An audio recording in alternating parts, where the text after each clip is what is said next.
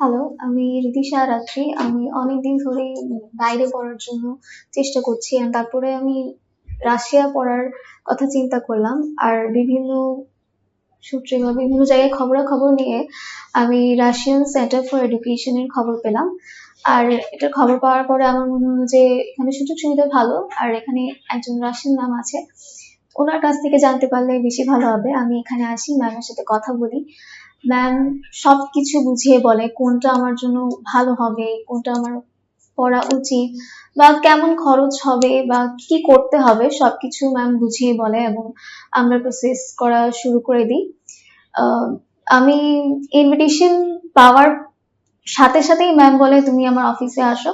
আমি অফিসে আসি, ম্যাম এর কাছে ইন্টারভিউ দিই। ম্যাম বুঝিয়ে দেয় কিভাবে ইন্টারভিউ দিতে হবে না দিতে হবে। আমি পরের দিনই এমবাসি ফেস করি। আর এমবাসি ফেস করার সময় তারা আমাকেও জিজ্ঞেস করে যে ভিসা নরমাল নাকি এক্সপ্রেস। তখন আমার খুব খুশি হয়েছিল, বিকজ ম্যাডাম বলেছিল যে যদি এটা জিজ্ঞেস করে তাহলে ধরে নিতে পারে যে এটা একটা পজিটিভ সাইন। তারপরে আমি 3 দিন পরেই ভিসা পাই অ্যান্ড আমার হাতে ভিসা চলে এসেছে। আমি রাশিয়া যাচ্ছি। আর ম্যামের হেল্পের কারণে এটা পসিবল হয়েছে। ম্যাম খুব ভালোভাবে বুঝিয়ে দিয়েছেন এবং ফ্লাইট অ্যারেঞ্জমেন্ট, কখন যাওয়াটা ঠিক হবে, কি না করতে হবে, এগুলো তো ম্যাম বিভিন্নভাবে হেল্প করছে।